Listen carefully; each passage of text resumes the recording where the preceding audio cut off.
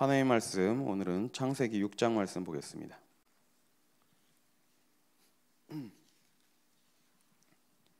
창세기 6장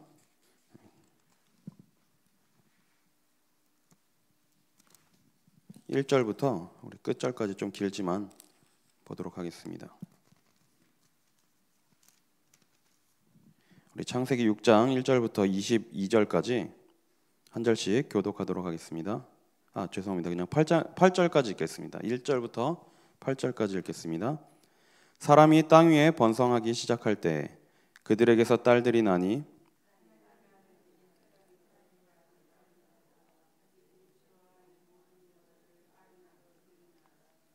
여호와께서 이르시되 나의 영이 영원히 사람과 함께 하지 아니하리니 이는 그들이 육신이 됨이라. 그러나 그들의 날은 120년이 되리라 하시니라.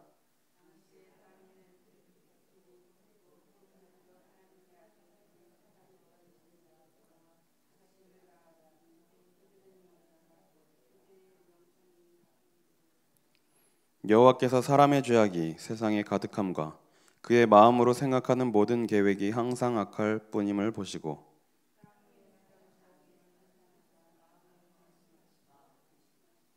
2절 같이 읽겠습니다.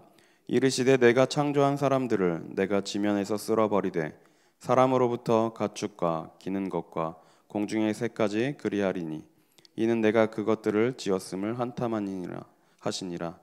그러나 노아는 여호와께 은혜를 입었더라. 아멘. 하나님이 우리에게 주신 이 성경은 약속의 책입니다. 그래서 성경을 구약과 신약으로 나누죠. 그래서 구약은 하나님께서 죄를 짓고 하나님을 떠난 우리 모든 인류를 위하여 구원자를 보내주겠다는 약속입니다.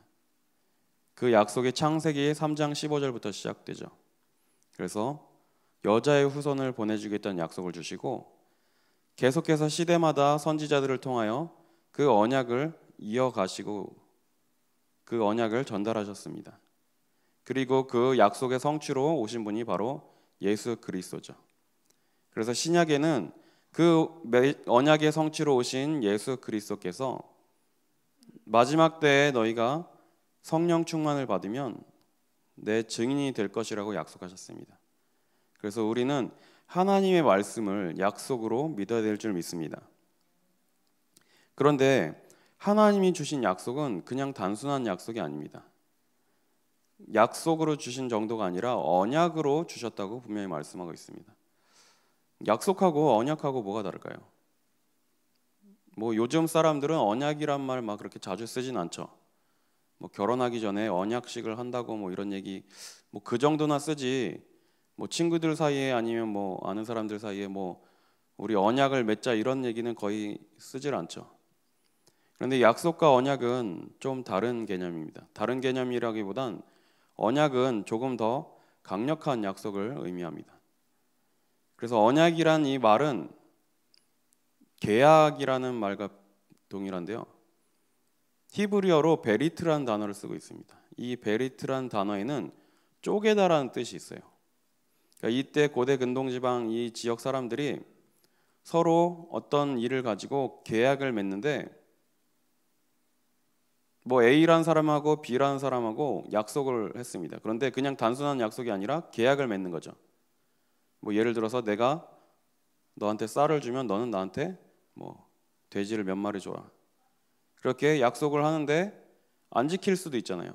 그러니까 이제 계약서에 쓰고 약속을 하는데 이때 당시의 언약은 그 약속을 생명을 걸고 하는 것이었습니다. 약속의 당사자 두 명이 A라는 사람과 B라는 사람이 약속을 하게 되면 계약을 하면 짐승을 한 마리를 잡습니다. 그리고 그 짐승을 반으로 쪼개서 양쪽에 이렇게 버려놓고 약속의 당사자, 계약의 당사자 두 명이 그 사이를 손잡고 이렇게 걸어갑니다. 그럼 그게 어떤 의미냐? 둘 중에 한 사람이라도 이 약속을 지키지 않으면 이 쪼개진 짐승처럼 죽어도 할 말이 없다라고 약속하는 것이 바로 언약입니다. 말 그대로 생명을 걸고 생명을 담보로 하는 약속입니다. 그러니까 지키지 않을 수가 없겠죠. 그래서 이 당시에 친구 사이에서는 언약을 하지 않았다고 하더라고요.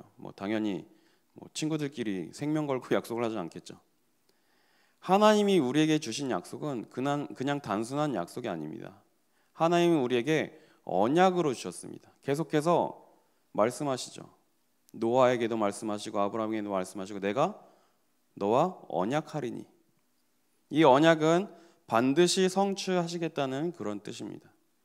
뭐 하나님이 생명이란 걸 걸고 약속하실 수 있는 그런 분이 아니죠. 그런데 하나님은 우리에게 약속을 언약으로 주셨습니다. 그래서 우리는 하나님이 주신 말씀만을 언약으로 붙잡고 나아가야 될 줄 믿습니다. 창세기 3장 사건으로 인해서 사람이 죄에 빠지게 됐죠. 그리고 사탄이란 존재에 잡혀서 하나님을 떠나서 살 수밖에 없는 그런 존재가 되었습니다. 하나님과 함께할 때 가장 행복하도록 지어진 인간이 하나님을 떠나게 되고 내 힘으로, 내 노력으로 살 수밖에 없게 된 것입니다. 그런데 창세기 6장에 이제 사람들이 네피림 시대가 되게 되죠. 하나님과 함께해야 될 인간이 하나님을 떠나게 되니까 육신만 남게 되는 거예요.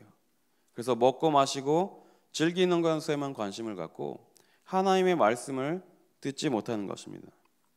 그래서 오늘 읽은 창세기 6장에 보니까 1절에 보니까 사람이 땅 위에 번성하기 시작할 때 그들에게서 딸들이 나니 2절에 하나님의 아들들이 사람의 딸들의 아름다움을 보고 자기들이 좋아하는 모든 여자를 아내로 삼는지라. 3절에 여호와께서 이르시되 나의 영이 영원히 사람과 함께하지 아니하리니 이는 그들이 육신이 됨이라. 그러나 그들의 날은 120년이 되리라 하시니라. 사람들이 먹고 마시고 즐기고 육신적인 것에만 관심을 갖는 겁니다.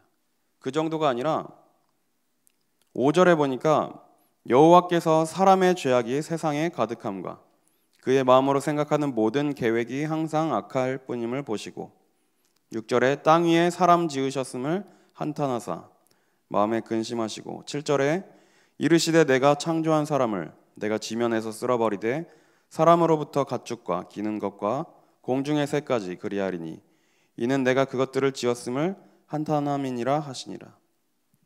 사람들이 죄에 빠지고 계획한 것마다 항상 악한 것을 계획하고 하나님 보시기에 죄만 짓는 그런 사람들이 되었습니다. 그래서 하나님은 이들을 심판하시기로 작정하시죠. 8절에 그러나 노아는 여호와께 은혜를 입었더라.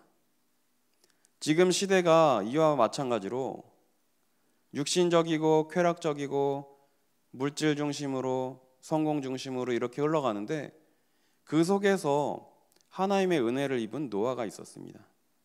지금 시대도 마찬가지로 이렇게 사람들이 돈을 위하여, 성공을 위하여, 육신적인 쾌락을 위하여 달려가는데 우리 성도님들은 은혜를 입은 자들임을 믿습니다.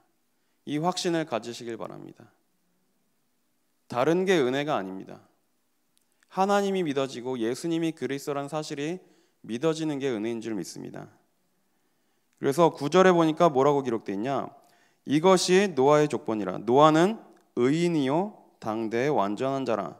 그는 하나님과 동행하였으며. 우리 성도님들은 이러한 축복을 동일하게 누리시길 바랍니다. 시대의 모든 사람들이 하나님을 믿지 않고 말씀을 듣지 않고 복음을 받지 않지만 우리 성도님들은 하나님께 은혜 입은 자로 의인의 축복을 누리시길 바랍니다. 또 완전한 자, 하나님과 동행하는 축복을 누리시길 바랍니다. 하나님과 동행했다는 말은 하나님과 방향이 맞았다는 그런 뜻이겠죠. 그래서 우리는 하나님이 주신 말씀을 약속으로 붙잡고 그 말씀에 순종해야 될 줄 믿습니다. 하나님이 이렇게 세상을 심판하시기로 작정하시고 노아에게 말씀을 주시죠. 6장 13절에 보니까 하나님이 노아에게 이르시되 모든 혈육 있는 자와의 포악함이 땅에 가득함으로 그 끝날이 내 앞에 이르렀으니 내가 그들을 땅과 함께 멸하리라. 14절에 보니까 너는 고페르 나무로 너를 위하여 방주를 만들되 그 안에 칸들을 막고 역청을 그 안팎에 칠하라. 하나님이 세상의 모든 사람들을 심판하려고 작정하셨는데 노아에게는 방주를 만들라고 하셨습니다. 방주는 예수 그리스도를 예표하는 그런 상징입니다. 세상에 죄악이 가득해서 심판이 임하지만 그 누구든지 방주 안에 들어가는 자는 구원을 받고 살게 되었습니다. 지금 시대는 우리가 이 죄악이 가득한 시대에 오직 예수 그리스도만 붙잡을 때 구원받고 남은 자의 축복을 누릴 줄 믿습니다. 오직 예수만이 그리스도입니다. 오직 예수만이 구원자이심을 붙잡고 구원의 축복을 누리시길 바랍니다. 이 방주를 만들라고 하셨는데 사람들이 이런 얘기도 하죠. 노아가 배를 산에서 만들었다 이런 얘기도 하는데 사실 노아가 산에서 배를 만들었다는 그런 근거는 정확하게는 없습니다. 나중에 이제 홍수가 끝나고 그 방주가 아라랏산이라는 그 산에 이렇게 머물게 돼서 아라랏산에서 배를 만들었다라고 이렇게 얘기를 하는 사람도 있는데 사실 정확한 근거는 이제 성경에 나오지 않죠. 어쨌든 그 당시에 아무런 심판의 기미가 징조가 안 보이는데 노아가 배를 만들어야 됐습니다. 많은 사람들이 보고 웃고 비웃고 조롱했겠죠. 아니 이렇게 날씨 좋고 화창하고 살기 좋은데 뭔 배를 만드냐. 그런데 노아는 하나님의 말씀을 약속으로 붙잡고 묵묵히 배를 만드는 일에 순종했습니다. 우리 성도님들도 이 언약의 말씀 붙잡고 이 시대에 방주를 만드시길 바랍니다. 지금 모든 사람들이 재앙을 당하는지도 모르고 왜 나에게 이러한 재앙이 임하는지도 모르고 그냥 쓸려가고 있습니다. 이러한 시대에 우리는 오직 예수 그리스도만을 전하며 오직 예수만이 구원자이심을 전해야 될 줄 믿습니다. 그래서 우리가 하는 이 신앙생활은 지금 이 시대에 방주 운동을 하는 것입니다. 시대가 멸망하지만 방주 안에 들어오는 자는 누구든지 살 수 있습니다. 시대가 악하여지고 멸망길로 갈지라도 예수 그리스도 안에 있으면 누구든지 구원받고 살게 되는 것입니다. 그래서 많은 사람들에게 이것을 증거하는 것을 보고 전도라고 하는 것입니다. 6장 22절에 보니까 노아가 그와 같이 하여 하나님이 자기에게 명하신 대로 다 준행하였더라.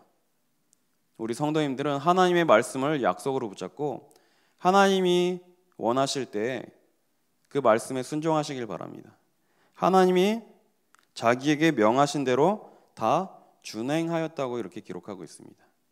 하나님이 우리에게 맡겨주신 사명이 있다면 그것을 놓고 준행해야 될 줄 믿습니다. 이러한 축복을 누리시는 우리 성도님들 되시길 바랍니다. 그리고 하나님이 이렇게 계획하신 대로 홍수로 세상을 심판하셨습니다. 그런데 이러한 때 하나님은 노아를 남겨두시고 노아에게 남은 자의 축복을 허락하셨습니다. 창세기 7장 23절에 보니까 지면의 모든 생물을 쓸어버리시니 곧 사람과 가축과 기는 것과 공중의 새까지라. 이들은 땅에서 쓸어버림을 당하였으되 오직 노아와 그와 함께 방주에 있던 자들만 남았더라. 우리 성도님들은 이 시대에 남은 자의 축복을 누리시길 바랍니다. 오직 방주 되시는 예수 그리스도를 붙잡을 때 그 속에 들어가 있을 때 우리는 남은 자의 축복을 누릴 줄 믿습니다.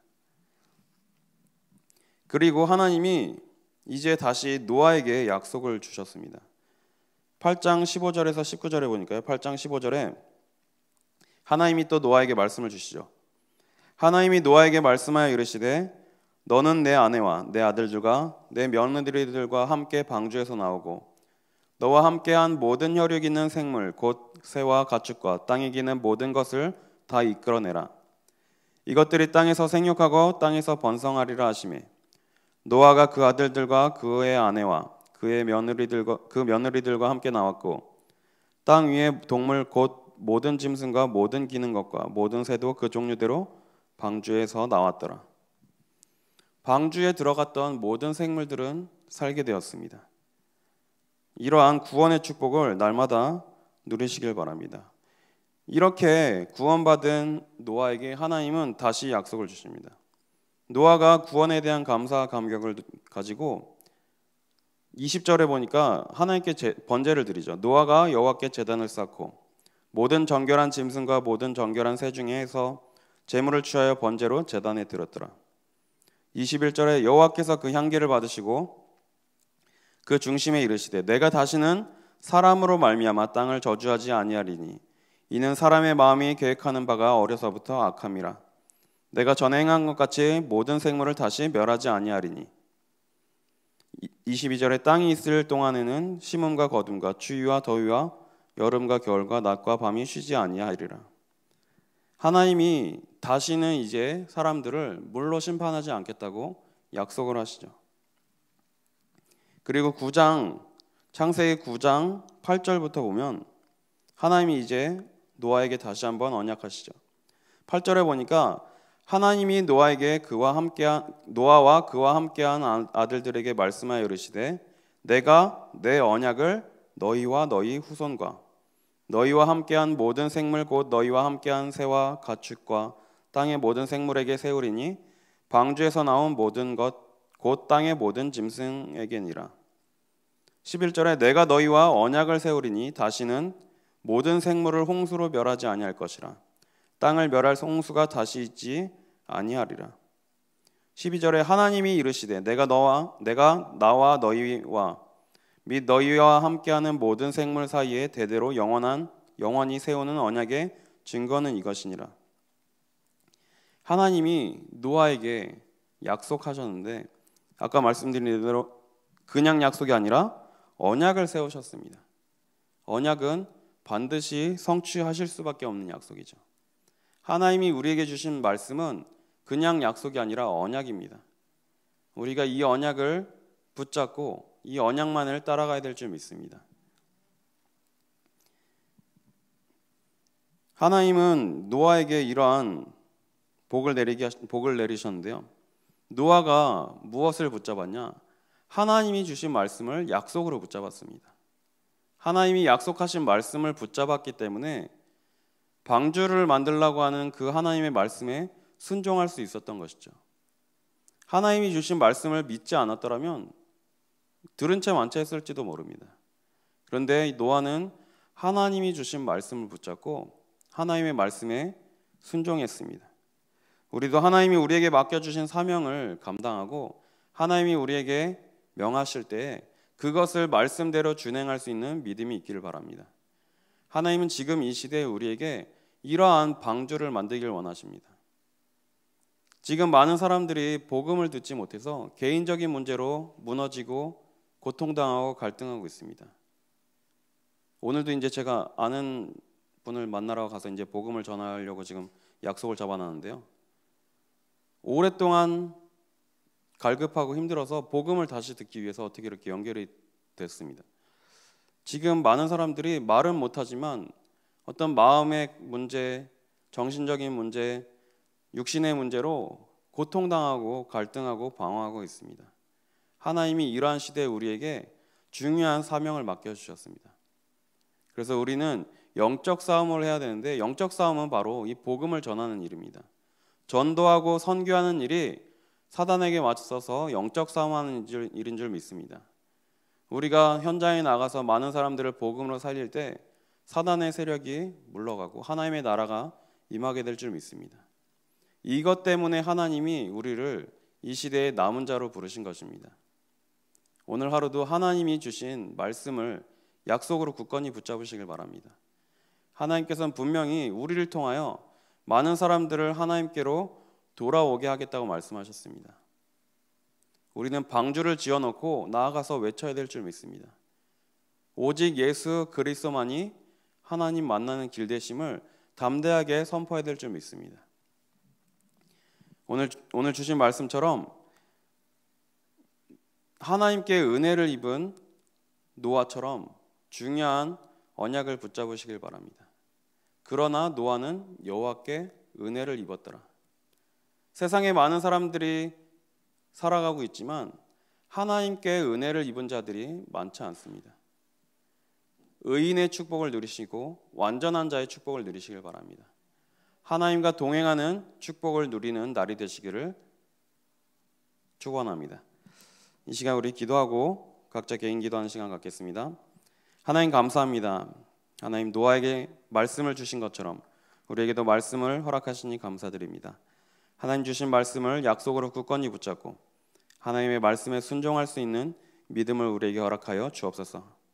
하나님, 개인과 가정과 시대가 멸망길로 가고 있는 시대에 우리를 통하여 방주운동을 하게 하시니 감사드립니다. 하나님, 오직 예수 그리스도만이 구원자가 되시며 오직 예수만이 그리스도 되심을 나아가서 증거하며 많은 사람들을 살리는 일에 귀하게 헌신하게 하여 주옵소서. 이제는 우리 주 예수 그리스도의 은혜와 하나님의 사랑하심과 성령님의 내주 인도 역사 충만케 하심이 하나님의 말씀을 언약으로 붙잡고 나아가 많은 사람들을 살리기를 원하는 우리 모든 성도님들 위해 우리 늘 좋은 교회 위에 지금부터 영원까지 함께 있을지어다. 아멘.